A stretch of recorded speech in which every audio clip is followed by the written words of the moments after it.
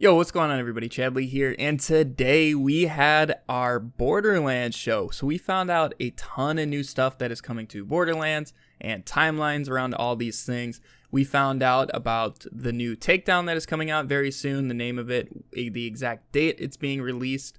Also, we found out more about DLC 3, we got a first look at that, and also we got a little bit of a teaser for DLC 4. But today's video is just going to be focusing on the new Takedown and the look that we got there. Real quick, before we get into all the information there, I just wanted to say I stream every single night over on twitch.tv/Chadley99. A lot of people don't actually know I stream over there every day. Somebody comes from YouTube and they'd say they don't know I stream. So I just wanted to put that at the start of this video. You guys won't hear it too much after that. But otherwise, let's go right into our news about the Takedown. So first off, let's start with the name. It is called Takedown at the Guardian Breach. This is going to be coming out on June 4th. This is also going to come out with Phase 1 of those Dev Note patches that we talked about in the past. So on that date, we're also going to get a bunch of new scaling. So I believe it's Mayhem 8 and up is getting brought down a little bit. And they're also going to be rebalancing a lot of the gear. So we're going to have a lot easier time using different gear. So I definitely suggest right now farming up good gear, even if it doesn't work at this current moment in time.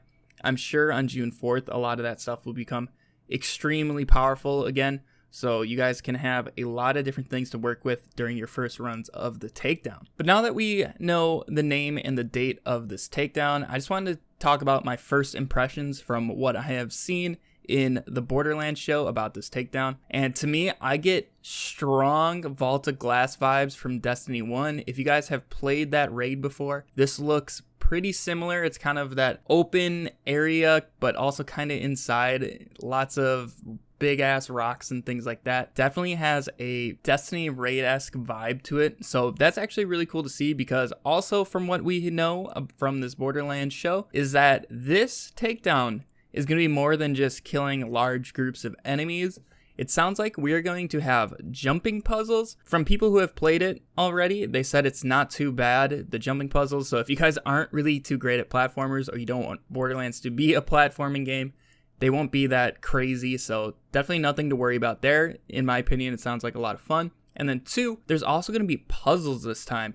So from a little clip in the trailer that we saw, there was like 2 crystals, and I'm assuming you're going to have to like charge those up or something. I believe they also mentioned charging those crystals as well later in the trailer. But this is something that I've actually wanted in Takedowns from the beginning. This is what I thought they were going to be, more kind of raid-esque, as that's kind of what they branded them for in the beginning, in my opinion. So that is a really good change to me. Now, some of you guys might be worried that this is going to force you to play co-op. While that is something they definitely want to do, and they've talked about it several times, they want these Takedowns to be co-op playthrough type things. I guarantee you with some practice, you guys will be able to do all these things solo. There's no way it's going to be like Destiny where you physically can't do some of these things.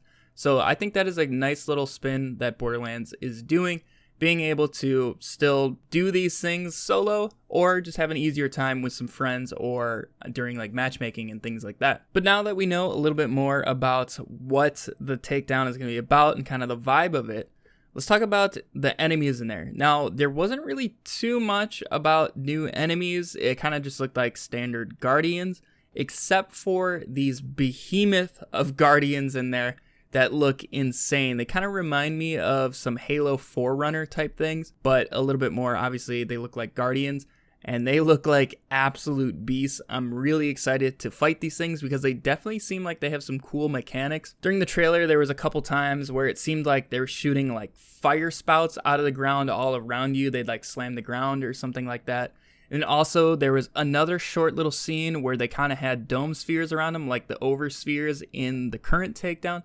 So it could be some support Guardians in there as well, along with these behemoths. And I think it's just going to be a great overall enemy pool that we have to fight. And it didn't look like it was anything like the Malamon Takedown with just swarms of enemies. It looks like they're actually going to be just challenging enemies, and it's not going to be all about crowd control, which is a nice change of pace in my opinion. This is going to give characters like Flak and Mose a little bit easier time, and it's going to allow us to use more weapons other than just like using redistributor, recursion, and things like that for just mass crowd control like we had to do in the Malawan takedown. Something I did forget to mention is that it sounds like this takedown is not going to be on Necrotafeo. It sounds like it's going to be on a whole new planet. It sounds like Minos Prime is the name of the planet. That is what they mentioned briefly in the trailer. They didn't really say this is the planet that it takes place on, but it says Tana sends us to Minos Prime.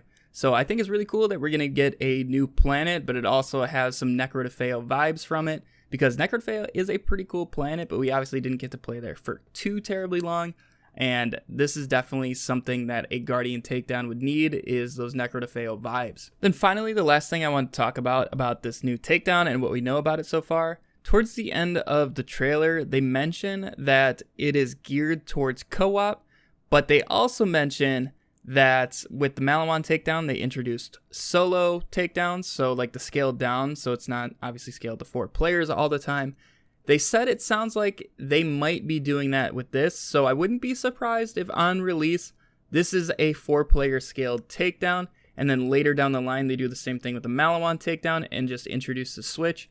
Now, obviously, I would like to see the switch implemented from the start, but also a part of me kind of likes that it's on the hardest difficulty. It gives us more of a challenge, at least for the little bit. As long as they don't wait like months before adding in the switch, I think it would be great. As long as they give us like maybe, I don't know, a couple weeks or a month, maybe with the introduction of DLC 3, which is going to be coming out at the end of June, they could add the switch in that patch. I think that would be a really good compromise. Yeah, guys, that's basically all the new stuff that we found out about the takedown. If you guys want to take a look at it yourself, I will leave a link in the description down below to the Borderlands show. It appears between around like 16 minutes into the show until about 22 minutes into the show, right around there. But yeah, guys, thank you so much for watching. And like I said at the start, hopefully I'll see some more of you guys over on Twitch. We stream every single night. But have a fantastic day, and I will catch you all in the next video. See ya.